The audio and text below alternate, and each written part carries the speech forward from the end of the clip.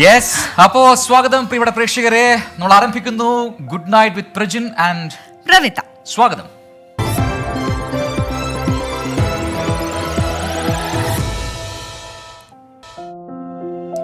അപ്പോൾ ഇതൊക്കെയാണ് ഏറ്റവും പ്രധാനപ്പെട്ട വാർത്തകൾ. ഇപ്പോൾ തിരുവനന്തപുരത്ത് നിന്ന് ഒരു വാർത്ത വരുന്നുണ്ട്, അതിലേക്ക് തന്നെ ആദ്യം പോവുകയാണ്. തിരുവനന്തപുരം വഴിയില 6-ാം കല്ലിൽ കാറിന് മുകളിലേക്ക് ആൽമരം കടപുഴകി വീണ ഒരു മരണം. പരപ്പാറ സ്വദേശി മോളിയാണ് മരിച്ചത്.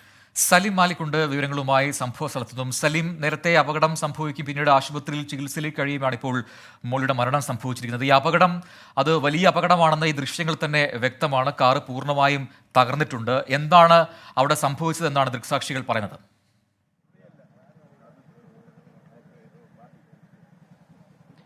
പ്രജിൻ, പ്രവിധ, അങ്ങേയറ്റം സങ്കടകരമായ നിർഭാഗ്യകരമായ ഒരു വാർത്തയാണ്. അതായത് നമ്മളിപ്പോൾ നിൽക്കുന്ന ഈ സ്ഥലത്തിന് സമീപത്തായി ഈ വാഹനം ഇവർ ഈ മോളിയും ഒപ്പം തന്നെ സുഹൃത്തും വന്നിരുന്ന വാഹനം നിർത്തിയിട്ടിരിക്കുകയായിരുന്നു. അതിനുശേഷം ഒപ്പം ഉണ്ടായിരുന്നയാൾ ഇവിടെ നിന്നും പുറത്തേക്ക് ഇറങ്ങി തൊട്ടപ്പുറത്തുള്ള തട്ടുകടയിൽ നിന്ന് ദോശ വാങ്ങാനായി പോയതാണ്. പോകുമ്പോഴായിരുന്നു ഈ അപകടാവസ്ഥയിലുണ്ടായിരുന്ന ഈ ആൽമരം ഇതിലേക്ക് കടപുഴകി വീണത്. ഇത് നേരത്തെ ഈ നാട്ടുകാർ തന്നെ പറയുന്നത്, നേരത്തെ ഇത് അങ്ങനെ ഒരു അപകടാവസ്ഥയിലൊന്നും ആയിരുന്നില്ല ഉണ്ടായിരുന്നത്. അതുകൊണ്ട് തന്നെ ഇത്തരത്തിലൊരു അപകടം ആരും പ്രതീക്ഷിച്ചിരുന്നതുമല്ല. മാത്രമല്ല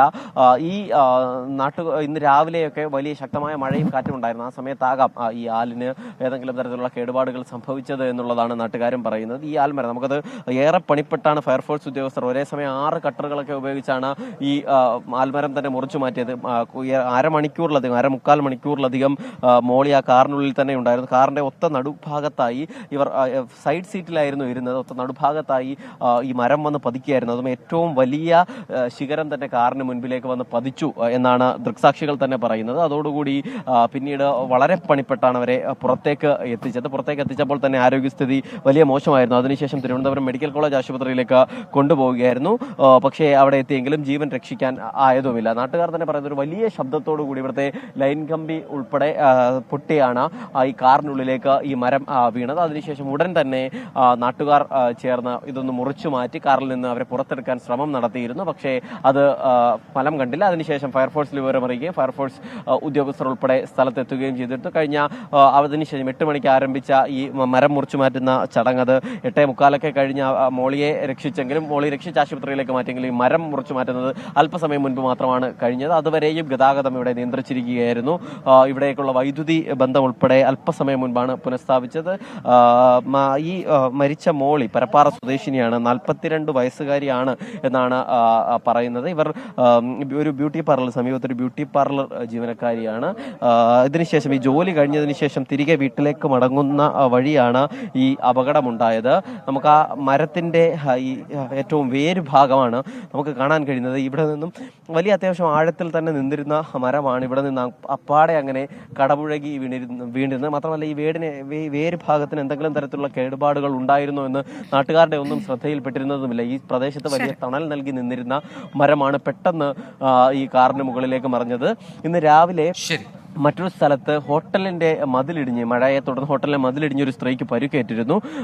അതിനുശേഷമാണ് അതിനേക്കാൾ വലിയ വ്യാപ്തിയുള്ള മറ്റൊരു ദുരന്തം ഉണ്ടായിരിക്കുന്നത്. അതും തിരുവനന്തപുരം ജില്ലയിൽ നിന്ന് തന്നെ. പ്രജിൻ.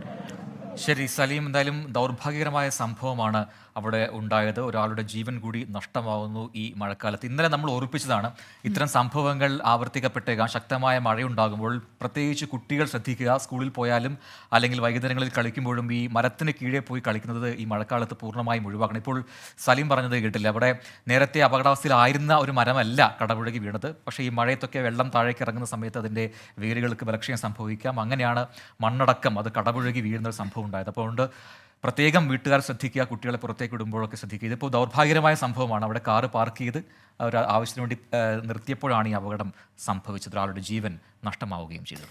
സംസ്ഥാനത്ത് എന്തായാലും മഴ കൂടുതൽ ശക്തമാവുകയാണ്. ദുരിതപ്പെയ്ത്തിൽ ഇന്ന് 9 പേർക്കാണ് ജീവൻ നഷ്ടമായത്. വടക്കൻ കേരളത്തിൽ 2 ജില്ലകളിൽ റെഡ് അലേർട്ടാണ്.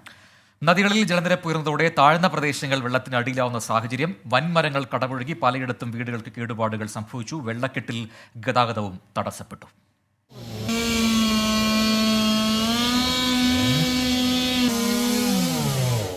കണ്ണൂരിൽ വെള്ളക്കെട്ടിൽ വീണാണ് 2 പേർ മരിച്ചത്. മട്ടന്നൂർ കോളേജ് സ്വദേശിനി കുഞ്ഞാമിന, ചൊക്കളി ഒളിവിലും സ്വദേശി ചന്ദ്രശേഖരൻ എന്നിവരാണ് മരിച്ചത്. വയനാട് പുൽപ്പള്ളിയിൽ പൊട്ടിവീണ വൈദ്യുതി ലൈനിൽ നിന്നും ഷോക്കേറ്റ് ചീയമ്പം കോളനിയിലെ സുധനാണ് മരിച്ചത്. വയനാട്ടിൽ 3 ദുരിതാശ്വാസ ക്യാമ്പുകൾ തുറന്നു. കോഴിക്കോട് കക്കയത്ത് 229 മില്ലിമീറ്റർ മഴയും പെരുവണ്ണാമുഴിയിലും കുന്നമംഗലത്തും 100 മില്ലിമീറ്ററിന് മുകളിലുമാണ് മഴ ലഭിച്ചത്.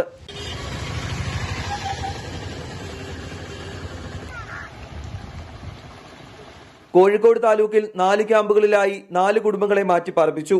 36 കുടുംബങ്ങൾ ബന്ധുവീടുകളിലേക്ക് മാറി. 16 വീടുകൾ തകർന്നു. കക്കയം കരിയത്തുംപാറ ടൂറിസം കേന്ദ്രങ്ങൾ അടച്ചു. മാവൂർ, പെരുവയൽ, ചാത്തമംഗലം പഞ്ചായത്തുകളിൽ വ്യാപകമായി കൃഷിനാശവും സംഭവിച്ചു.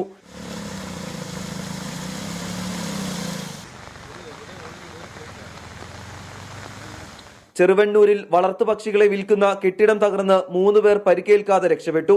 മലപ്പുറം കുന്നുമ്മൽ താമരക്കുഴിയിൽ വാഹനത്തിന് മുകളിലേക്ക് മരം വീണ് 2 പേർക്ക് ഗുരുതര പരിക്കേറ്റു. ഓടിക്കൊണ്ടിരുന്ന സ്വകാര്യ ബസിന് മുകളിലും മരം വീണ് ഡ്രൈവർക്ക് സാരമായി പരിക്കേറ്റു. കാസർഗോഡ് ജില്ലയിലും കനത്ത മഴ വൻ നാശനഷ്ടമാണ് ഉണ്ടാക്കിയത്. വിവിധ ബ്യൂറോകൾക്കൊപ്പം 24 കോഴിക്കോട്.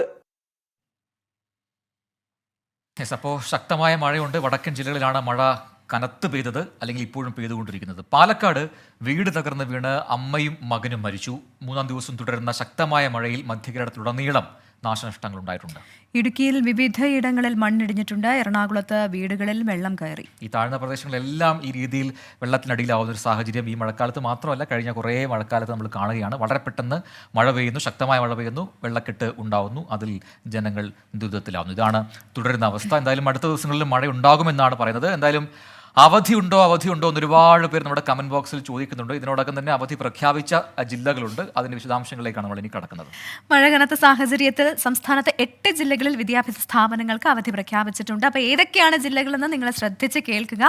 കോഴിക്കോട്, വയനാട്, പാലക്കാട്, ഇടുക്കി, ആലപ്പുഴ, തൃശൂർ, കോട്ടയം ജില്ലകളിലാണ് പ്രൊഫഷണൽ കോളേജുകൾ ഉൾപ്പെടെയുള്ള മുഴുവൻ വിദ്യാഭ്യാസ സ്ഥാപനങ്ങൾക്കും അവധി പ്രഖ്യാപിച്ചിരിക്കുന്നത്. എന്നാൽ കണ്ണൂരിൽ വ്യത്യസ്ത സാഹചര്യമാണ്. കണ്ണൂരിൽ കോളേജുകൾ ഒഴികെയുള്ള വിദ്യാഭ്യാസ സ്ഥാപനങ്ങൾക്കാണ് നാളെ അവധി. ഒരു ജില്ലയിലും മോഡൽ റെസിഡൻഷ്യൽ സ്കൂളുകൾക്ക് അവധിയില്ല എന്ന കാര്യം കൂടി പ്രത്യേകം ശ്രദ്ധിക്കുക.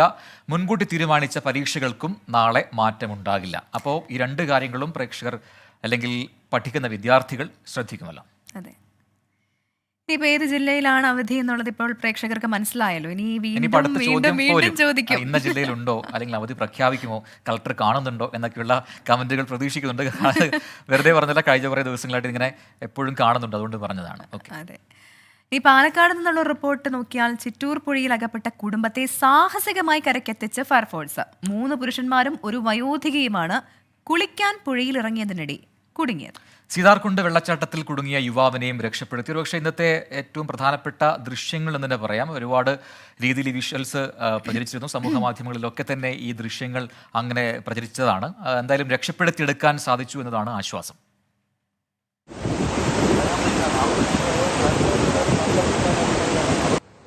മൂലത്തിന് റെഗുലേറ്റർ തുറന്നതോടെ ചിറ്റൂർ പുഴയിൽ ജലനിരപ്പ് ക്രമാതീതമായി ഉയർന്നു. വെള്ളം പൊങ്ങി തുടങ്ങിയതോടെ ആശ്രയത്തിന് പാറമേൽ കയറി നിന്നു. 1 മണിക്കൂറോളം ഒരേ നിൽപ്പ്. പിന്നീട് നാട്ടുകാർ വിവരം അറിയിച്ചതിനെ തുടർന്ന് ഫയർഫോഴ്സ് സംഭവസ്ഥലത്തെത്തി. മൈസൂർ സ്വദേശികളായ ലക്ഷ്മൺ, ഭാര്യ ദേവി, മകൻ സുരേഷ്, ചെറുമകൻ വിഷ്ണു എന്നിവരാണ് അപകടത്തിൽപ്പെട്ടത്. നല്ല ഒഴുക്കുണ്ടായിരുന്നു. ഈ ഒഴുക്കുള്ള ലൈഫ് ജാക്കറ്റ് ഇടുമ്പോൾ നമുക്ക് നീന്താൻ പറ്റുന്നില്ല, പൊന്തി നിൽക്കുക. അപ്പോൾ അതുകൊണ്ടാണ് നമ്മൾ ലൈഫ് ജാക്കറ്റ് മാറ്റിയിട്ട് നമ്മൾ അത്ര ഇതായി പോയത്. വെള്ളം കൂടിക്കഴിഞ്ഞാൽ ഭീഷണി തന്നെയാണ്. എന്താ വെച്ചാൽ അവർക്ക് ആ നിൽക്കുന്ന സ്ഥലങ്ങളിലൊക്കെ വെള്ളം കയറി കഴിഞ്ഞാൽ ബുദ്ധിമുട്ട് തന്നെയാണ്. ആശങ്കയുടെ മുൾമുനയിലായിരുന്നു രക്ഷാദൗത്യം. ശക്തമായ മഴയെ തുടർന്നുണ്ടായ കുത്തൊഴുക്കിനെയും അവഗണിച്ചായിരുന്നു രക്ഷാപ്രവർത്തനം. ഒടുവിൽ 4 പേരും കരയിൽ. രക്ഷാപ്രവർത്തനം നടത്തിയ അഗ്നിശമന സേനാംഗങ്ങളെ മന്ത്രി കെ കൃഷ്ണൻകുട്ടി അഭിനന്ദിച്ചു. സീതാർകുണ്ട് വെള്ളച്ചാട്ടം കാണാനെത്തി കുടുങ്ങിയ ഒരാളെ ഫയർഫോഴ്സ് എത്തി രക്ഷപ്പെടുത്തി. വാച്ചർമാരുടെ കണ്ണുവെട്ടിച്ചാണ് യുവാക്കൾ നിയന്ത്രിത മേഖലയിലെത്തിയത്. നിയന്ത്രണങ്ങൾ ലംഘിച്ച് ജലാശയങ്ങളിൽ ആരും ഇറങ്ങരുതെന്ന് ജില്ലാ ഭരണകൂടം നിർദ്ദേശം നൽകി. 24 പാലക്കാട്.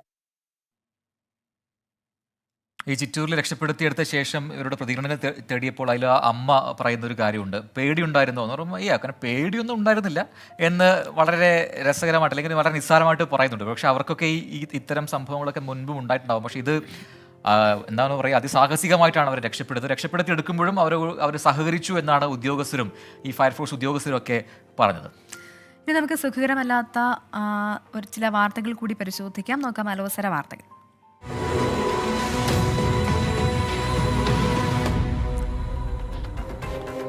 പാലക്കാട് വെള്ളിയാറിൽ കാണാതായ മധ്യവയസ്കന്റെ മൃതദേഹം കണ്ടെത്തി. ദാരുണാന്ത്യം. അലനല്ലൂർ സ്വദേശി യൂസഫിന് ഒഴുക്കിൽപ്പെട്ടത് ശനിയാഴ്ച പുഴയിൽ കുളിക്കാനിറങ്ങിയപ്പോൾ. മൃതദേഹം കണ്ടെത്തിയത് മലപ്പുറം മേലാറ്റൂരിൽ പുഴയിൽ നിന്ന്.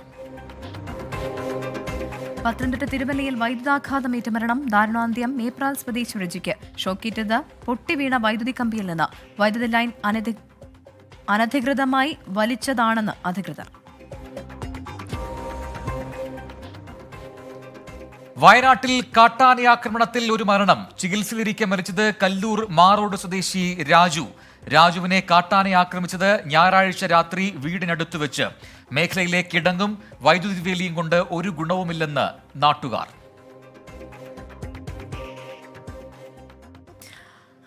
അപ്പം അതോടൊപ്പം കൂട്ടിച്ചേർക്കാവുന്ന മറ്റൊരു അലോസര വാർത്ത കൂടിയുണ്ട്. അതിന്റെ വിശദാംശങ്ങളിലേക്ക് പോകാമെന്ന് തോന്നുന്നു. പ്രസിഡന്റ്, നമ്മൾ ഈ ലിഫ്റ്റ് കയറുമ്പോൾ പലപ്പോഴും ഇപ്പൊ ഞാൻ താമസിക്കുന്ന ഫ്ലാറ്റിന്റെ ലിഫ്റ്റിലാണെങ്കിലും കയറുമ്പോൾ ശരിക്കും ഒരു ചെറിയ പേടി തോന്നാറുണ്ട്. കാരണം ഒരുപാട് ഉയരത്തിലേക്കൊക്കെ പോകുമ്പോൾ എന്ത് സംഭവിക്കുന്നെന്ന് അറിയില്ല. എന്ന് വെച്ച് നമുക്ക് ലിഫ്റ്റ് കയറാണ്ടിരിക്കാനും പറ്റില്ല. അപ്പോൾ തിരുവനന്തപുരം മെഡിക്കൽ കോളേജിലെ ഇന്നലത്തെ ലിഫ്റ്റിൽ 2 ദിവസം ഒരാൾ കഴിഞ്ഞ വാർത്ത നമ്മൾ പ്രേക്ഷകരിലേക്ക് എത്തിച്ചിരുന്നു. സമാനമായ ഒരു സാഹചര്യം ഇന്നും തിരുവനന്തപുരം മെഡിക്കൽ കോളേജിൽ നിന്നും റിപ്പോർട്ട് ചെയ്യപ്പെടുകയാണ്. രോഗിയും ഡോക്ടറും ലിഫ്റ്റിൽ കുടുങ്ങി എന്നുള്ളതാണ്. പോലീസ് എത്തിയാണ് ഇരുവരെയും പുറത്തിറക്കിയത്. മെഡിക്കൽ കോളേജ് ലിഫ്റ്റിൽ 2 ദിവസം കഴിച്ചുകൂട്ടിയത് മരണത്തെ മുന്നിൽ കണ്ടാണെന്ന് കഴിഞ്ഞ ദിവസം അപകടത്തിൽപ്പെട്ട നേരത്തെ പ്രവിധ സൂചിപ്പിച്ച രവീന്ദ്രൻ നായർ 24 ഇന്ന് പറയുകയും ചെയ്തിരുന്നു. സംഭവത്തിൽ മനുഷ്യാവകാശ കമ്മീഷൻ അന്വേഷണത്തിന് ഉത്തരവിട്ടിട്ടുണ്ട്. ഇന്നുച്ചയോടെയാണ് മെഡിക്കൽ കോളേജ് അത്യാഹിത വിഭാഗത്തിലെ ലിഫ്റ്റിൽ അത്യാഹിത വിഭാഗത്തിലെ വനിതാ ഡോക്ടറും രോഗിയും കുടുങ്ങിയത്. പോലീസ് എത്തിയ ശേഷമാണ് ഇരുവരെയും പുറത്തെത്തിച്ചത്. ചികിത്സയ്ക്കെത്തിയ ആൾ 2 ദിവസം ലിഫ്റ്റിൽ കുടുങ്ങിക്കിടന്ന സംഭവത്തിന് പിന്നാലെ വീഴ്ച ആവർത്തിച്ചതോടെ ആശുപത്രിക്കെതിരെ വിമർശനം കടുത്തു. ഈ ആശുപത്രി കഴിഞ്ഞ എത്രയോ വർഷക്കാലമായി ഒരു കുത്തഴിഞ്ഞ നിലയിലാണ് പ്രവർത്തനം നടത്തുന്നത്. കാര്യം, ഒരു സൂപ്രണ്ടുണ്ട്, ഡെപ്യൂട്ടി സൂപ്രണ്ടുമാരില്ല, കാഷ്വാലിറ്റി ഡെപ്യൂട്ടി ഇല്ല, ജനറൽ ഡെപ്യൂട്ടി സൂപ്രണ്ടില്ല, RMO ഇല്ല. വർഷങ്ങളായി ഒഴിഞ്ഞു കിടക്കുകയാണ്. അതിന് പ്രധാനമായും ഞാൻ മനസ്സിലാക്കിയത് ഡോക്ടർമാർ ഈ ഉത്തരവാദിത്തം ഏറ്റെടുക്കാൻ തയ്യാറാകുന്നില്ല. മരണത്തെ മുന്നിൽ കണ്ടാണ് ലിഫ്റ്റിൽ 42 മണിക്കൂർ കഴിഞ്ഞതെന്ന് ശനിയാഴ്ച ലിഫ്റ്റിലകപ്പെട്ട രവീന്ദ്രൻ നായർ 24 പറഞ്ഞു. രക്ഷപ്പെടില്ലെന്ന് തോന്നിയപ്പോൾ മരണക്കുറിപ്പ് എഴുതി. ലിഫ്റ്റിലെ അലാം സ്വിച്ച് പലവട്ടം അമർത്തിയെങ്കിലും ആരും എത്തിയില്ല. ചെറിയൊരു വെട്ടം കണ്ടപ്പോൾ ഞാൻ അവിടെ ഓടിപ്പോയി. ഓടി ചെന്നപ്പോഴാണ് ഞാൻ അങ്ങോട്ട് തള്ളയാണ്. എനിക്കെന്തെങ്കിലും ഇത് കിട്ടില്ല. അപ്പോൾ അവിടെ നിന്ന് ഒരാൾ ഇങ്ങോട്ട് തള്ളി.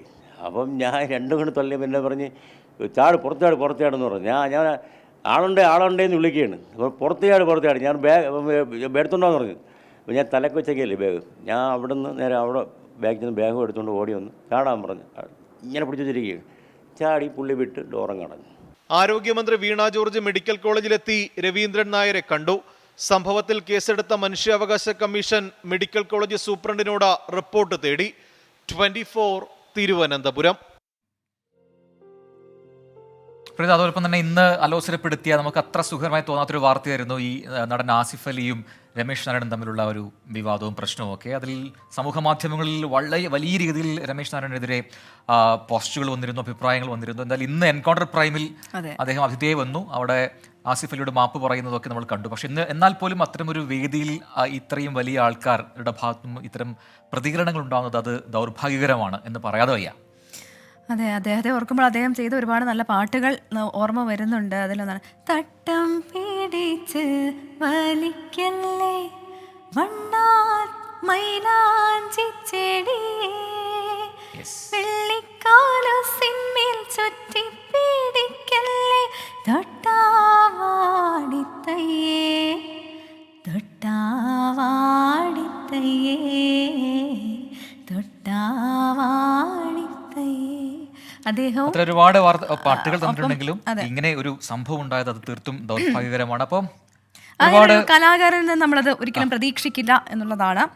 അപ്പം ഒരുപാട് പ്രേക്ഷകരുടെ കമന്റ്സ് ഇങ്ങനെ വന്നുകൊണ്ടിരിക്കുന്നു. അതിൽ നമുക്ക് വായിക്കാൻ പറ്റുന്നില്ല. കാരണം അവധി ഉണ്ടോ എന്ന് ചോദിച്ചാൽ വീണ്ടും കുട്ടികൾ സ്റ്റുഡൻസ് തന്നെയാണെന്ന് തോന്നുന്നു ഇങ്ങനെ ഇടുന്നുണ്ട്. ഒരു വാർത്ത ഇപ്പോൾ വരുന്നു. നിതിൻ അംബുജൻ റിപ്പോർട്ട് ചെയ്തതാണ്. കൊച്ചിയിൽ നിന്നും KCB ഓഫീസിൽ നാട്ടുകാരുടെ പ്രതിഷേധം നടക്കുന്നു. പെരുമ്പാവൂർ വേങ്ങൂർ KCB ഓഫീസിലാണ് ഇപ്പോൾ നാട്ടുകാർ പ്രതിഷേധിക്കുന്നത്. കാട്ടാനശല്യം രൂക്ഷമായ പാണിയേലി കടവ് മേഖലകളിൽ 3 ദിവസമായി വൈദ്യുതി മുടങ്ങിയിരുന്നു. ഇതിനെ തുടർന്നാണ് ഈ പ്രതിഷേധം.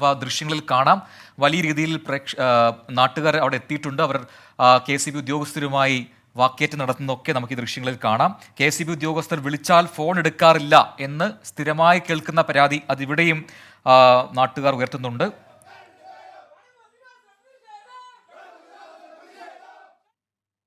യെസ്, അപ്പോൾ അതിപ്പോൾ വന്ന വാർത്തയാണ്. അതിന്റെ വിശദാംശങ്ങൾ വരും മിനിറ്റുകളിൽ കൂടുതലായി ലഭിക്കുന്നത്. റീന സതീശൻ പറയുന്നുണ്ട്, റീന സതീശന്റെ ബർത്ത്ഡേ ആണ്. അപ്പൊ ഹാപ്പി ബർത്ത്ഡേ റീന ചേച്ചി, നമ്മുടെ 24ന്റെ സ്ഥിരം പ്രേക്ഷകയാണ്. എല്ലാവിധ ഭാവുകങ്ങളും നേരുന്നു.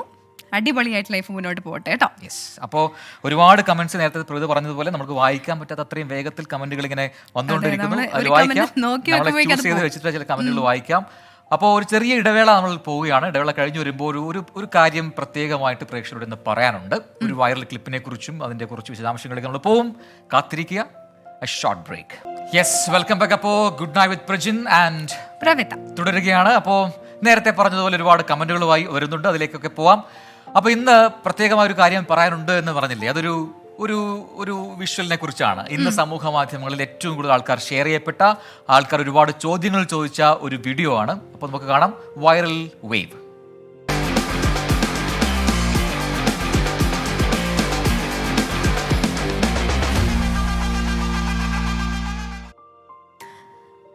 പത്തനംതിട്ട വാഴമുറ്റത്ത് ഈ ഗ്യാസ് സിലിണ്ടർ ലീക്കായ ദൃശ്യങ്ങൾ നമ്മൾ സമൂഹ മാധ്യമങ്ങളിൽ ഇതിനകം കണ്ടിട്ടുണ്ട്. നിരവധി പ്രേക്ഷകർ അത് കണ്ടിട്ടുണ്ടാകുമെന്നാണ് ഞങ്ങൾ കരുതുന്നത്. ഇനി കാണാത്ത പ്രേക്ഷകർക്കായി നമുക്ക് ആ ദൃശ്യങ്ങൾ കാണിച്ചു കൊടുക്കുകയും ചെയ്യാം.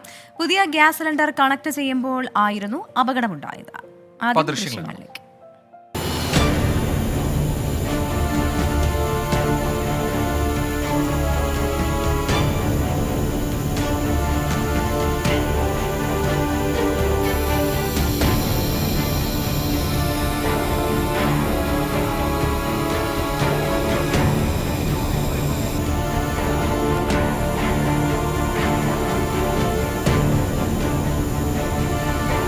അപ്പോൾ എന്തായാലും ഗ്യാസ് ലീക്കായി എന്ന് മനസ്സിലായതോടെ ആ കുടുംബം സിലിണ്ടർ പുറത്തേക്ക് എറിയുകയായിരുന്നു.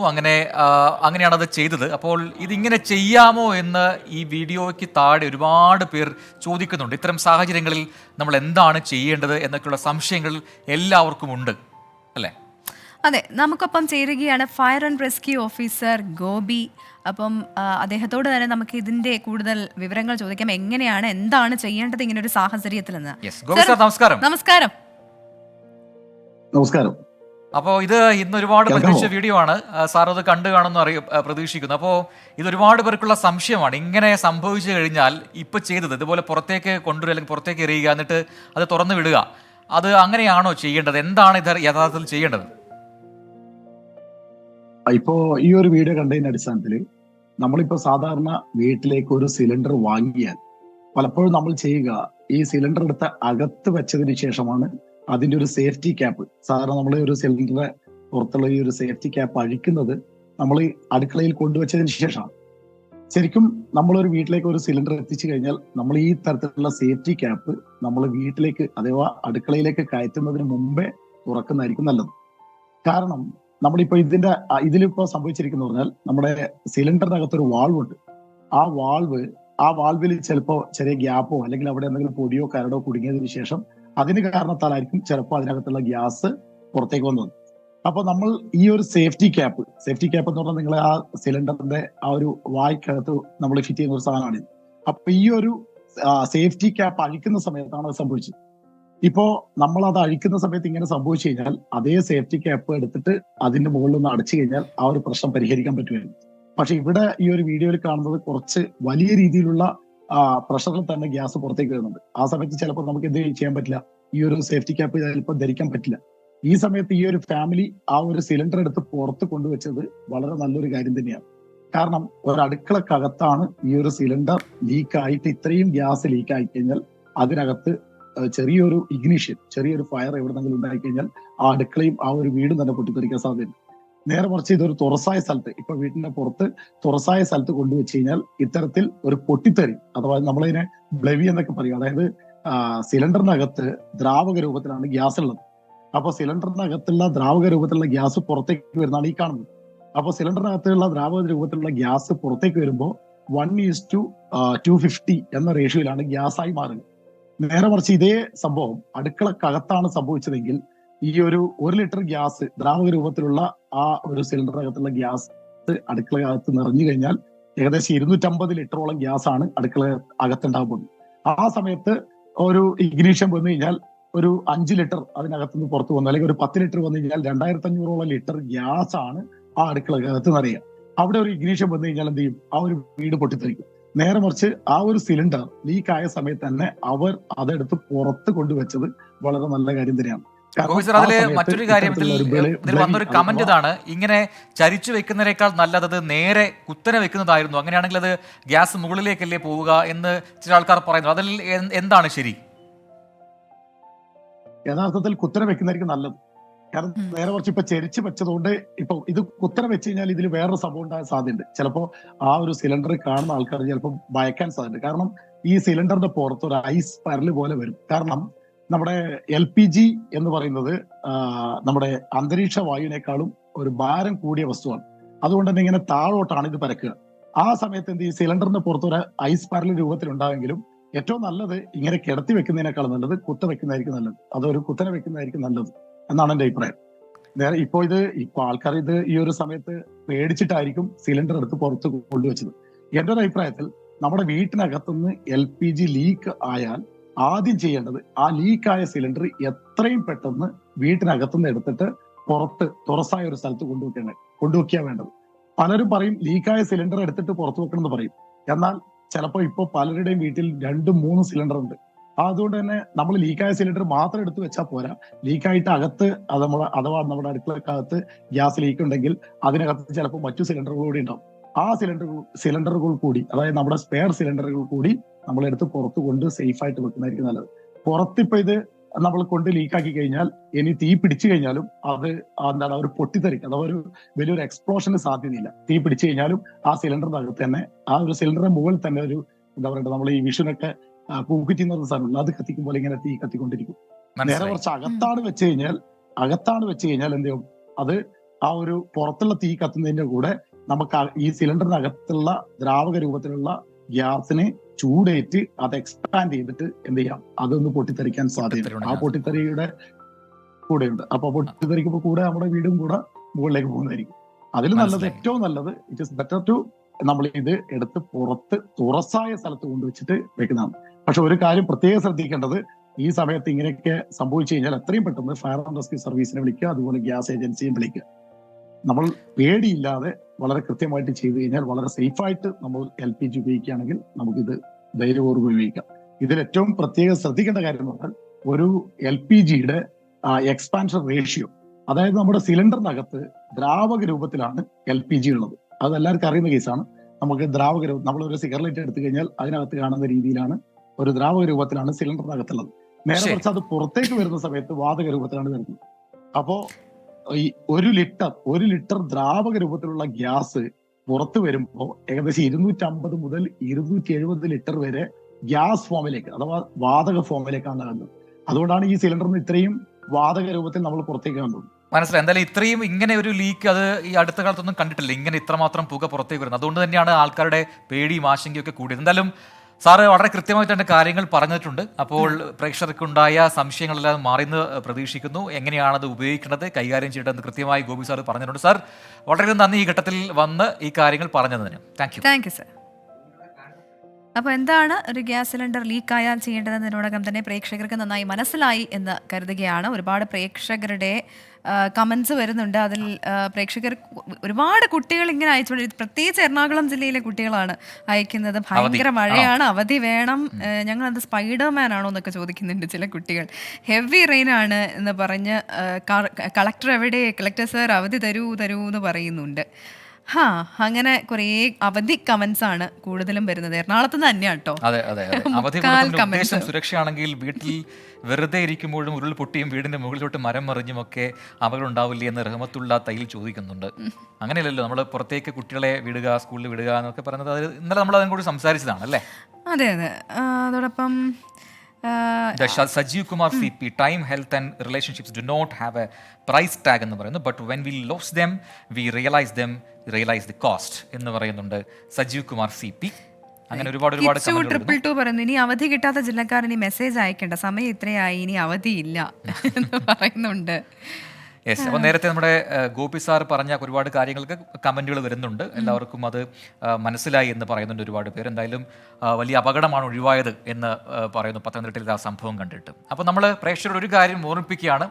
നിങ്ങളും നമ്മുടെ ഷോയുടെ ഭാഗമാണ്. നമ്മുടെ സ്ക്രീനിലേക്ക് നിങ്ങൾക്ക് വരാനുള്ള അവസരമുണ്ട്. ഇതാ അതിനെന്ത് ചെയ്യണമെന്ന് പറയാം. ഇപ്പോൾ പ്രേക്ഷകർക്ക് കാണാം ഒരു QR കോഡ്. അത് നിങ്ങളുടെ സ്മാർട്ട് ഫോണിൽ ഒന്ന് സ്കാൻ ചെയ്യുക ക്യാമറ ഉപയോഗിച്ചുകൊണ്ട്. അപ്പോൾ നിങ്ങൾ നേരെ ഒരു സൂം വീഡിയോ പ്ലാറ്റ്ഫോമിലെത്തും. അവിടെ വീഡിയോ കോൾ ചെയ്തുകൊണ്ട് നമ്മുടെ സ്ക്രീനിലേക്ക് നിങ്ങൾക്ക് നേരിട്ട് പ്രവേശിക്കാം. നമുക്ക് തമ്മിൽ കണ്ടുകൊണ്ട് സംസാരിക്കാം. നിങ്ങളുടെ വിശേഷങ്ങൾ കേൾക്കുകയും ആവാം. ഒപ്പം ഇപ്പോൾ ഈ കോഡ് സ്കാൻ ചെയ്യാൻ പറ്റുന്നില്ല എങ്കിൽ നേരെ ഫേസ്ബുക്കിലേക്കും ഇൻസ്റ്റഗ്രാമിലേക്കും പോവാം. അവിടെ ഫുൾ ടൈം ഈ QR കോഡ് നിങ്ങൾക്ക് അവിടെ പിൻ ചെയ്ത് വെച്ചിട്ടുണ്ട്. അവിടെ പോയി സ്കാൻ ചെയ്താലും നിങ്ങൾക്ക് ഇതേപോലെ വീഡിയോ കോൾ ചെയ്ത് നമ്മുടെ സ്ക്രീനിൻ്റെ ഭാഗമാകാം. അപ്പോൾ പെട്ടെന്ന് തന്നെ വിളിച്ചു തുടങ്ങാം. നിങ്ങളുടെ വിശേഷങ്ങൾ കേൾക്കാൻ നേരിട്ടറിയാൻ നമ്മൾ കാത്തിരിക്കുകയാണ് ഇവിടെ. ഇപ്പം നല്ല മഴയാണ് എല്ലായിടത്തും. അതുകൊണ്ട് തന്നെ കൂടുതൽ പനിക്കേസുകൾ പെട്ടെന്ന് നമ്മൾ കഴിഞ്ഞ ദിവസങ്ങളിലെല്ലാം പ്രേക്ഷകരോട് പറഞ്ഞതാണ്. അതിൽ ഏറ്റവും പ്രധാനപ്പെട്ട വില്ലൻ ഡെങ്കിപ്പനി കൂടിയാണ്. അപ്പോൾ ഡെങ്കിപ്പനി ഇങ്ങനെ വ്യാപിക്കുന്ന സാഹചര്യത്തിൽ എങ്ങനെയാണ് ഡെങ്കിപ്പനിയെ പ്രതിരോധിക്കേണ്ടതെന്ന് നോക്കണം. ഇന്നും ഡെങ്കിപ്പനി മരണം റിപ്പോർട്ട് ചെയ്തിട്ടുണ്ട്. അപ്പം എങ്ങനെയാണ് ഡെങ്കിപ്പനി ലക്ഷണങ്ങൾ, പ്രതിരോധം എങ്ങനെയാണെന്നൊക്കെ ഡോക്ടർ പറയുന്നു. അതെ, doctor Soumya Sarin in doctrine.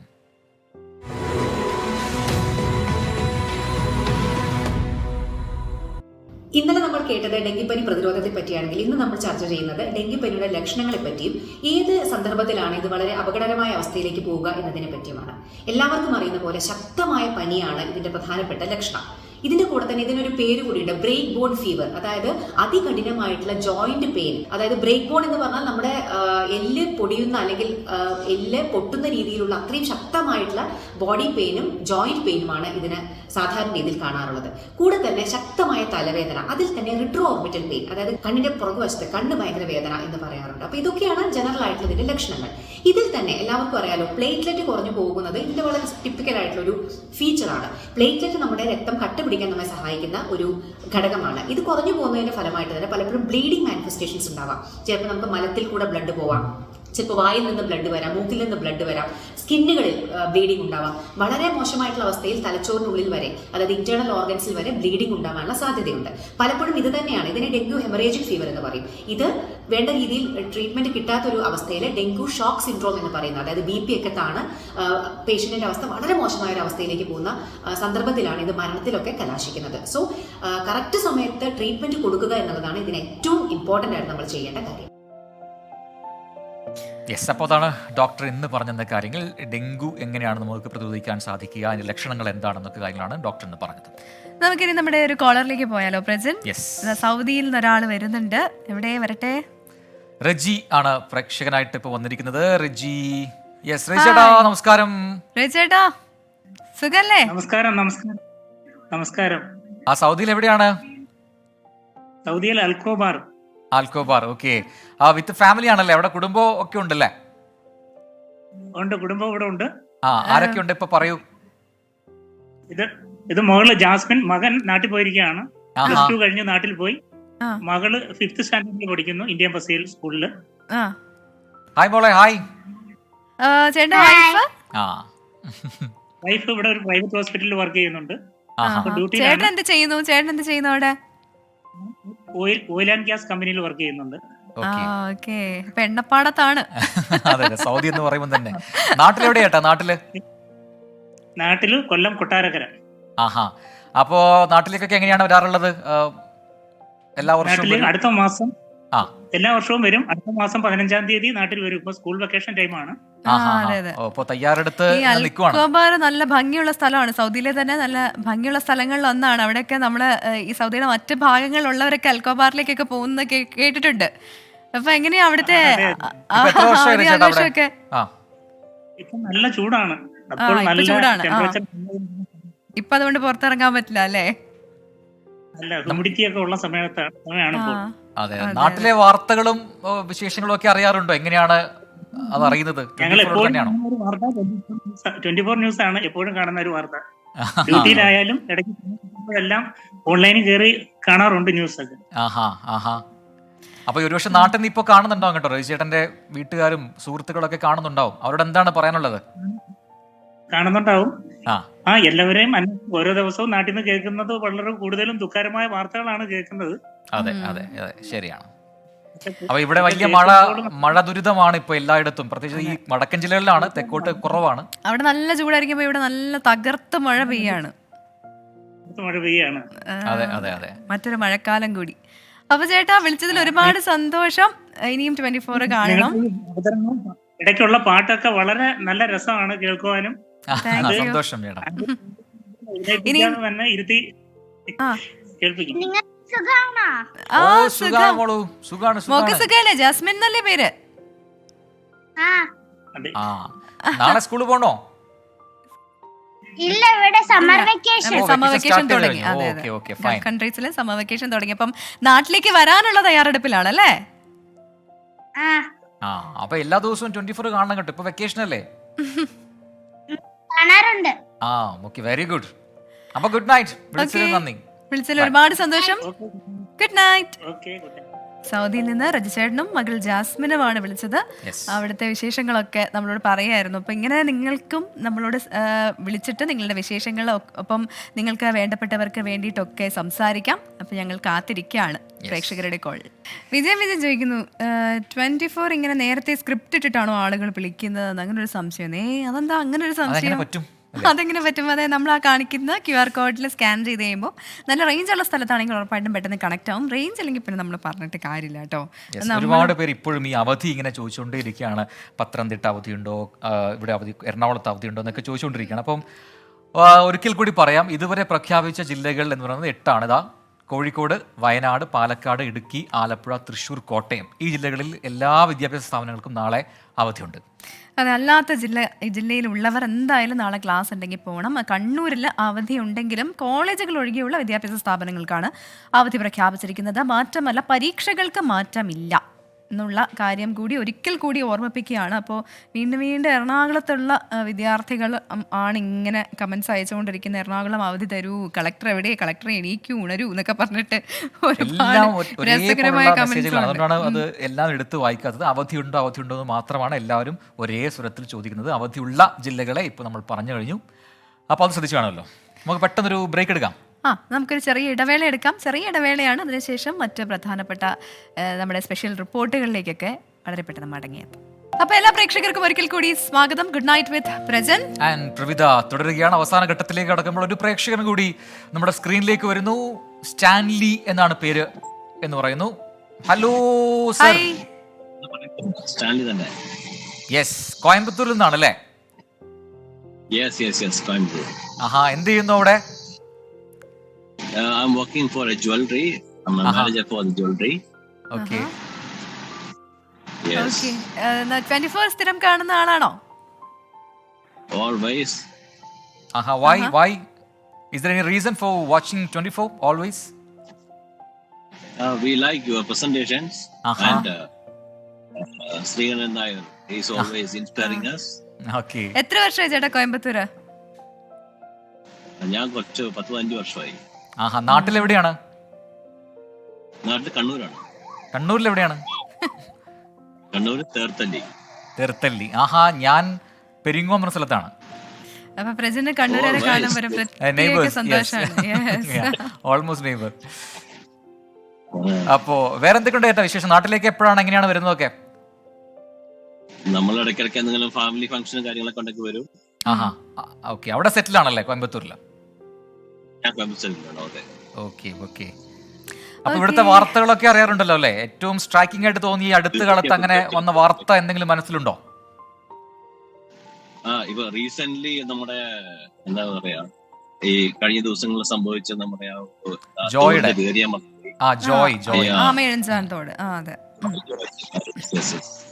അത് എല്ലാവരും ഒരു ഹാർട്ട് ബ്രേക്കിംഗ് ആയിരുന്നു. എന്തായാലും രക്ഷാദൗത്യമൊക്കെ നടത്തിയെങ്കിൽ നമുക്ക് രക്ഷപ്പെടുത്തി എടുക്കാൻ സാധിച്ചില്ല.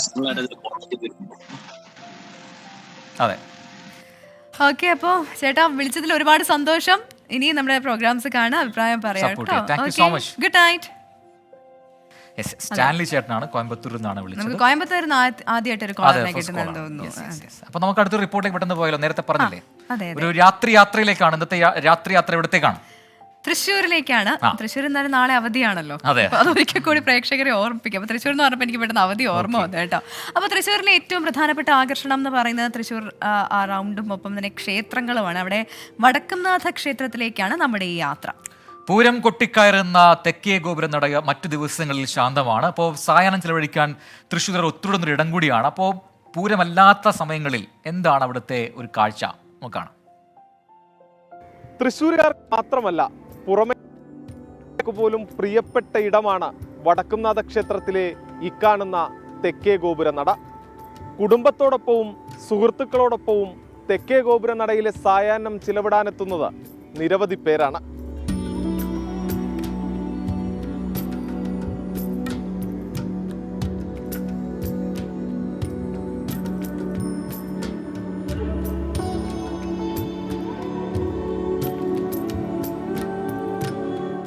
പൂരാവേശവും ആർപ്പും ആരവങ്ങളും വാദ്യമേളങ്ങളുമില്ല. ശാന്തമാണ് തെക്കേ ഗോപുരനട. പുതുമഴയിൽ പച്ചപ്പ് പുതച്ച് മനോഹരമാണ് തേക്കിൻകാടും.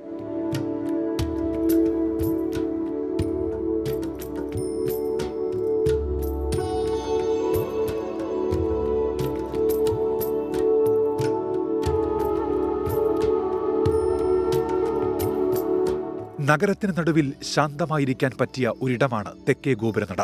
വൈകുന്നേരം മുതൽ രാവേറുന്നതുവരെ കുടുംബമായും സുഹൃത്തുക്കൾക്കൊപ്പവും നിരവധി പേരാണ് ഒഴുകിയെത്തുക. ഒരുവിധം തൃശ്ശൂരുകാരൊക്കെ ഈ ടൈമിൽ ഒഴിവാവുന്ന ആൾക്കാരൊക്കെ എത്തണ ഒരു സ്ഥലമാണിത്. നല്ലൊരു ആംബിയൻസ് ആണ്. നമുക്ക് ഒരു സ്വസ്ഥമായിട്ടിരിക്കാൻ പറ്റിയൊരു സ്ഥലമാണ്. ഞായറാഴ്ച ഫാമിലീസുകളും എല്ലാവരും കുട്ടികളൊക്കെ ആയിട്ട് വന്നിരിക്കണ നമുക്ക് സ്വസ്ഥമായിട്ടിരിക്കാൻ പറ്റിയ തൃശ്ശൂര് എന്താ പറയുക ടൗണിലെ നടുക്കില് ഇത്രയും സ്വസ്ഥമായിട്ട് വന്നിരിക്കാൻ പറ്റിയൊരു സ്ഥലം ആരുണ്ടെന്ന് തോന്നണില്ല. സൊറ പറയാനെത്തുന്നവർ സൗഹൃദം ചാലിച്ച രാവുകൾ കപ്പലണ്ടി കുറിച്ചും ഐസ്ക്രീം നുടഞ്ഞും സെൽഫി പകർത്തിയുമെല്ലാം രാവാഘോഷമാക്കി ആളുകൾ മടങ്ങും. 24 തൃശൂർ. സനൽകുമാർ ഒരു കമന്റ് അയക്കുന്നുണ്ട്. ചാനലുകളിൽ ലൈവ് പ്രോഗ്രാം വിളിക്കുമ്പോൾ മിക്കവാറും കിട്ടാറില്ല. ധാരാളം ആൾക്കാർ വിളിക്കുന്നത് കൊണ്ടാണ്. KSEBയിലും ഇത് തന്നെയാണ് സംഭവിക്കുന്നത്, അല്ലാതെ ഒരിക്കലും ഫോൺ എടുത്ത് മാറ്റി വെക്കാറില്ല എന്ന്. അപ്പോൾ സനൽകുമാർ KSEBയിലാണോ വർക്ക് ചെയ്യുന്നതെന്ന് അറിയില്ല. അദ്ദേഹം പറയുന്നുണ്ട് ഞങ്ങളുടെ പേരൊന്ന് പറയാമോ എന്ന്. ഇറ്റ്സ് മീ കാശി എന്ന് പറയുന്ന ID എന്ന് ചോദിക്കുന്നുണ്ട്. അഭിനവ്, അഭിനിമ, അഭിനിയ. കൊള്ളാം, നല്ല പേരല്ലേ. ഇപ്പോൾ നമ്മുടെ റിപ്പോർട്ട് കണ്ടിട്ട് ഷൈനി ഹരിദാസ് പറഞ്ഞു ഞങ്ങളുടെ തൃശ്ശൂർ വടക്കുംനാഥൻ എന്ന് പറയുന്ന ഒരു മെസ്സേജ് വരുന്നുണ്ട്. വിൻസി വി വെളുക്കുമ്പോൾ കുളിക്കുവാൻ പോകുന്ന വഴിവെക്കിൽ എന്ന പാട്ട് പാടൂ എന്ന് ചോദിക്കുന്നുണ്ട്. ശ്രമിക്കാം. അപ്പം പത്തനംതിട്ട അവധി തരൂ എന്ന് പറഞ്ഞിട്ട് ചോദിക്കുന്നു. എറണാകുളം അവധി തരൂ. പിന്നെ എല്ലാം അവധിയാണ്. ഒരു പ്രേക്ഷകയോ പറയുന്നത് ഞങ്ങൾ പാരൻസ് ആണ് ഇതിടുന്നത്. പാരൻസ് മാത്രമല്ല കുട്ടികളും ഇടുന്നുണ്ട്. കുട്ടികളുടെ ID നിന്നും ഒരുപാട് വരുന്നുണ്ട്. അങ്ങനെ ഒരുപാട് പ്രേക്ഷകരുടെ കമന്റ്സ്. റീന സതീശൻ ചോദിക്കുന്നുണ്ടായിരുന്നു ഈ മഴ കമന്റുകൾക്കിടയിൽ ഞങ്ങളുടെ സ്ഥിരം പ്രേക്ഷകരുടെ കമന്റ്സ് കാണുന്നുണ്ടോ. വലിയ പാടാണ് കേട്ടോ, കാണാൻ വലിയ പാടാണ്. അപ്പൊ നമുക്ക് അടുത്തൊരു സ്പെഷ്യൽ റിപ്പോർട്ടിലേക്ക് പോവാം. ഇപ്പോൾ നമ്മൾ തൃശ്ശൂർ റിപ്പോർട്ട് കണ്ടു. അതുമായി അനുബന്ധമായ ഒരു മറ്റൊരു റിപ്പോർട്ടിലേക്കാണ് ഇനി. ഗജവീരന്മാർക്കും ഗജറാണികൾക്കും തൃശ്ശൂർ വടക്കുംനാഥ ക്ഷേത്രത്തിൽ ആനയൂട്ട് തുടങ്ങി. കർക്കിടക പുലരിയിൽ നടന്ന ആനയൂട്ടിൽ 61 ആനകൾ പങ്കെടുത്തു. 100 കണക്കിന് ആളുകളാണ് കോരിച്ചൊരിയുന്ന മഴയത്തും ആനയൂട്ട് കാണാൻ വടക്കുംനാഥ ക്ഷേത്രത്തിലേക്ക് എത്തിയത്.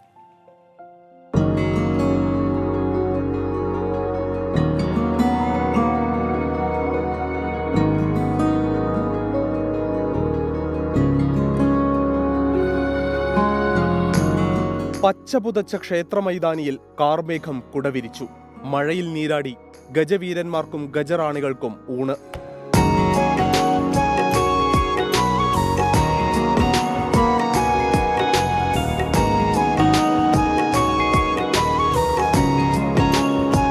തൃശൂർ പൂരവിളംബരത്തിന്റെ അമരക്കാരൻ എറണാകുളം ശിവകുമാറും 13 പിടിയാനകളും ഉൾപ്പെടെ 61 ആനകൾ. ക്ഷേത്രം മേൽശാന്തി ചെറുമുക്ക് ശ്രീരാജ് നാരായണൻ ഗുരുവായൂർ ദേവസ്വത്തിന്റെ ലക്ഷ്മിക്ക് ആദ്യ ഉരുള നൽകി. പിന്നാലെ മന്ത്രി K രാജനും ജനപ്രതിനിധികളും ആനപ്രേമികളും. ചോറും ശർക്കരയും മഞ്ഞൾപ്പൊടിയും ചേർത്ത ഉരുളകളും പഴവർഗ്ഗങ്ങളും ഔഷധക്കൂട്ടുകളുമാണ് ആനകൾക്ക് നൽകിയത്. 24 തൃശൂർ. അപ്പോ ഒരു ദിനം കൂടി വിടവാകുകയാണ്. ഒരുപാട് വാർത്തകളും വിശേഷങ്ങളും ഒക്കെ പ്രേക്ഷകരിലേക്ക് എത്തിച്ചു എന്നാണ് കരുതുന്നത്. നാളെയുണ്ട് ഒരുപാട് സ്പെഷ്യൽ സ്റ്റോറികളും വിഭവങ്ങളും. അതെ, എല്ലാ പ്രേക്ഷകർക്കും നല്ലൊരു രാത്രി നേരുന്നു. ശുഭരാത്രി, സുഖനിദ്ര, good night. Good night, by.